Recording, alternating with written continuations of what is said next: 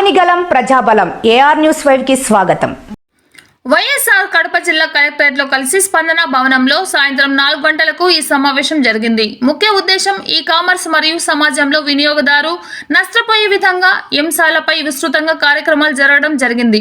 ఇందులో ముఖ్య అతిథులుగా కన్జ్యూమర్ కోర్ట్ కమిషనర్ మరియు judge, BSO Andhra Pradesh consumer rights protection forum AP state president Kudari Tirupalu, youth president Kalyan, Rayalaseema zone president Mekala Darbar, Rayalaseema chairman Ravibabu, Rayalaseema convener Peddalapalli Prabhakar, state executive committee member Kadapa జిల్లా మహిళా president తంబులూరి Saraswati, జిల్లా chairman పెట్టువేణు మరియు కన్వీనర్ రమేష్ పాల్గొన్నారు. ఈ సందర్భంగా తల్లిపాలలో కల్తీ ఉందని, తల్లిపాల నుండి ప్లాస్టిక్ పాల రూపంలో మొదలవుతుందని కారణంగా తెలుగు సమస్యలు లెంథరెన్స్, బ్రెస్ట్ క్యాన్సర్, బ్లడ్ క్యాన్సర్ రకరకాల కారణభూతులవుతుందని ప్లాస్టిక్ అని తెలియజేశారు. సందర్భంగా సమావేశానికి వచ్చిన కన్జ్యూమర్ కోర్ట్ జడ్జ్ మరియు DSO కొంతమంది ఉన్నతాధికారులు Andhra Pradesh consumer rights protection forum విద్యార్థుల అవగాహన ప్రజా యోజన కార్యక్రమాలు ప్రజలను ఎంతో చైతన్యవంతులు చేస్తున్నారని కొనియాడారు, ప్రశంసించారు, గొప్పగా అభినందించారు. కడప అన్నమయ్య జిల్లా ఇన్ఛార్జ్ హృదయనాథ్, AR5 కడప జిల్లా స్టాఫ్ రిపోర్టర్ ఎం రామచంద్రయ్య, రిపోర్టర్ జై గురయ్య. ఛార్జ్ తీసుకున్నప్పుడు కేసులు గుట్టలుగా ఉన్నాయి మా దగ్గర. కరోనా పీరియడ్ 2 సంవత్సరాలు వినియోగదారుల కమిషన్లో ఒక కేసు వేస్తే 90 రోజుల లోపల పరిష్కారం చేయాలి. ఎప్పుడు ఇరుపక్షాలు పరస్పరము సహకారం అందిస్తే మేము చేయగలుగుతాం.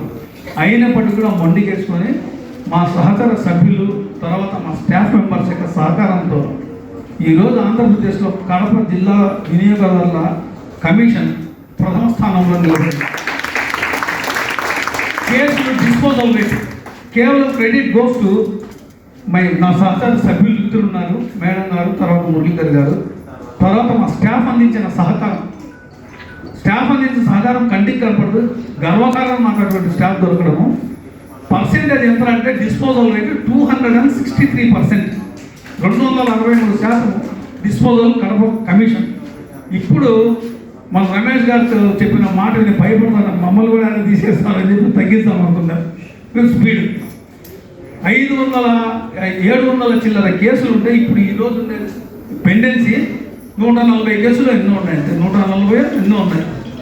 దీంట్లో ఒక బ్యాచ్ మ్యాటర్స్ 100 కేసులు వచ్చేస్తుంది. అంత సమర్థవంతంగా మన కమిషన్ పనిచేసింది. కడప జిల్లా వాసులుగా మనమంతా గర్వపడాలి ఈ మూమెంట్లో అని మీకు అందరికీ సభాముఖంగా మనం చేసుకుంటాం. విపరీతమైన కల్తీ ఉంది, నాణ్యత లేని ఫుడ్ ఉంది, నాశనకంగా ఉంది. వీటి వల్ల చాలా రైల్వే స్టేషన్ నుంచి దిగి ఇంటికి వచ్చి 4 రోజులకి మోషన్స్ కావడం, వామిటింగ్స్ కావడం ఈ ప్రాబ్లమ్స్ ఉన్నాయి. MRP రేటు కన్నా ఎక్కువ RTC బస్ స్టాండ్లో రైల్వే స్టేషన్లోనే ఎక్కువ తీసుకుంటున్నారు. ఇలాంటి వాళ్ళకి దాన్ని చూసి పరిశీలించి ఇమీడియట్గా వాళ్ళ లైసెన్స్ రద్దు చేయండి.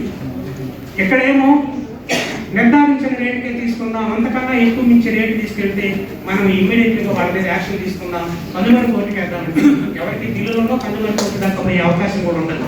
ఇక్కడ రూమ్ ఎంట్రన్స్లోనే లాక్ చేసిందంటే ఆ అవకాశం ఉండదు. My request. Okay, right. ఇట్లాంటి ఇంకా చాలా మంది మాట్లాడాలి. అదే కాకుండా ప్రముఖంగా మన జడ్జి గారు చాలా విషయాలు చెప్పాల్సి ఉంటుంది. Okay, thank you. కనుక వీటిని కొంచెం పరిశీలించండి. మీరు రైల్వే స్టేషన్కి వెళ్ళినప్పుడు మీకు రేటు ఎక్స్ట్రా అనిపిస్తే గొడవ పడుతుంది. దయచేసి స్టేషన్ మేనేజర్ గారికి రిపోర్ట్ చేయండి. ఇట్లా తర్వాత మీరు షాప్ ఓనర్స్కి చెప్పాల్సింది లీజ్ ఇచ్చేటప్పుడే MRP రేట్లకే అమ్మబడును, క్వాలిటీ ఉండాలి, క్వాంటిటీ ఉండాలి. నాసిరకము నాణ్యత లేనటువంటి వస్తువుని ఎట్టి పరిస్థితుల్లో మా రైల్వే స్టేషన్లో అమ్మడానికి వీలు లేదు అనేటువంటి కొన్ని ప్రికాషన్స్ కానీ ఏమైనా ఎక్కడైనా కూడా రాసి డిస్ప్లే చేస్తున్నట్లయితే నాసిరకం అనేది ఉండదు. నేను రైల్వేలో ప్రయాణిస్తున్న రోజుల్లో ఒకరోజు కృష్ణ ఎక్స్ప్రెస్లో నేను ఎక్కాను. మధ్యాహ్నం రోజు భోజనానికి ఇచ్చాడు, ప్యాకెట్ తీసుకుంటే నాణ్యత లేదు, అసలు ఎలాంటి క్వాలిటీ లేదు, క్వాంటిటీ లేదు, ఏమీ లేదు. నాకు చాలా బాధ వేసింది. ప్రశ్నించి గట్టిగా ప్రశ్నించేసరికి నా మీదకి దౌర్జన్యం వచ్చాను. కామ్గా ఇచ్చాను. కావాలి రైల్వే స్టేషన్ దిగి నేను కంప్లైంట్ ఇచ్చాను. ఇమ్మీడియట్లీగా విత్-ఇన్ 2 డేస్లో వాళ్ళ లైసెన్స్ రద్దు చేసి వాళ్ళని తీసేయడం జరిగింది. నాకు ఒక లెటర్ పంపించారు. నాకేమని లెక్క పంపించారంటే మీ ఇచ్చిన నేను గమనించాం, వాళ్ళు 70 రూపాయలు 80 రూపాయలు తీసుకుంటున్నారు కాబట్టి ఈ రోజు నుంచి ఫిక్స్డ్ రేట్ 70 రూపీస్. ఇందులో క్వాలిటీ ఉంటుంది, క్వాంటిటీ ఉంటుంది, తిరిగి మీరు టెస్ట్ చేయండి, ఒక్కసారి మమ్మల్ని విజిట్ చేయండి అని చెప్పి జోనల్ మేనేజర్ గారు నాకు లెటర్ పెట్టడం జరిగింది. నా ఇంటికి లెటర్ వచ్చింది. నాకు చాలా సంతోషం అనిపించింది. గమనించండి, నేను చేసింది చిన్నపాటి పనే. ఒక రైల్లో 2000 రిజర్వేషన్స్ ఉంటాయి. తర్వాత 1500 నుంచి 1000 నుంచి 1500 వరకు జనరల్గా ఎక్కేవాళ్ళు. ఒక్కసారి భోజనం 10 రూపాయలు తగ్గించిందంటే 2000కి 20,000 రూపాయలు నష్టపోయినట్టే. సాయంత్రం 20,000 రూపాయలు, రోజుకి 40,000 రూపాయలు. వాళ్ళ రైల్వే డిపార్ట్మెంట్ మొత్తం ఆ నిర్ణయం తీసుకుందంటే నన్ను గౌరవించి కొన్ని కోట్ల రూపాయలు నష్టపెట్టుకుంది రైల్వే డిపార్ట్మెంట్. నాకు చాలా సంతోషం అనిపించింది.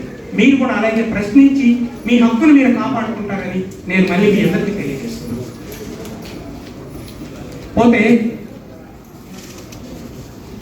ఎక్కడ కూడా మనము పెట్రోల్ బంకుల దగ్గరికి వెళ్ళినప్పుడు ఈ మధ్య కాలంలో కల్తీను పెట్రోల్ బంకుల్లో ఒక స్ట్రిప్ ఏర్పాటు చేసుకుంటున్నారు. మీరు ఏం చేసినా కూడా 100కి 8 నుంచి 10 రూపాయలు కట్ అయిపోతుంది. అంటే ఆ పెట్రోల్ దొరుకుతుంది.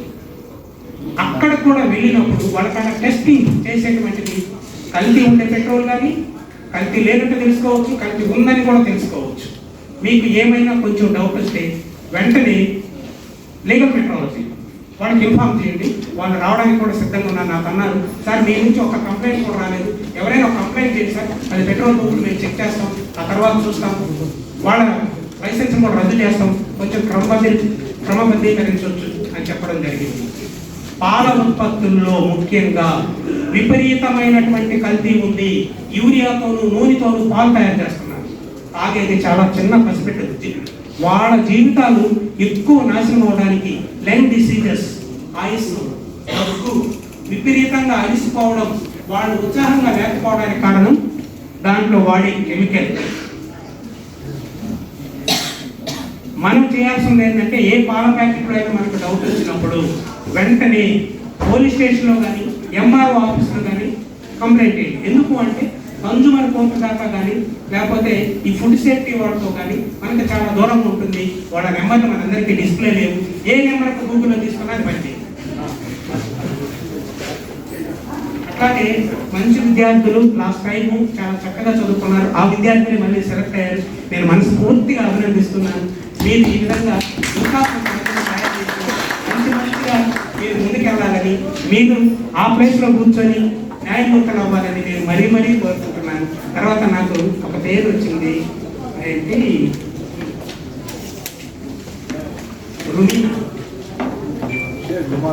రుమాన్ షేక్ రుమాను. తర్వాత ఇది వైద్యనారి. వీళ్ళు అప్పుడప్పుడు నాకు ఫోన్ చేస్తుంటారు. నాకు చాలా సంతోషం అనిపించింది. మీరు బాగా చదువుకోండి, మీరే కాదు మీతో ఉన్నటువంటి విద్యార్థులందరూ చక్కగా చదువుకోండి, మంచి స్థాయికి మీరు వెళ్ళాలని. డిజిటల్ మోసాల నుంచి ఎప్పుడు కూడా సెల్లులు ఉపయోగించకండి. తల్లిదండ్రులు తెలియకుండా యూజ్ చేయకండి. కొన్ని లక్షల రూపాయలు నష్టపోయి చివరికి ఆత్మహత్య దాకా వచ్చున్నారు. అంత దూరం మనం తెచ్చుకోవద్దు. సెల్లులో ఏ పర్చేజ్ చేయదు, ఆన్లైన్ బిజినెస్ అస్సలు చేయదు. ఓకే, కాబట్టి ఈ అవకాశం ఇచ్చినటువంటి మన రమేష్ గారికి అండ్ విఎస్ఓ గారికి, సివిల్ సప్లై వారికి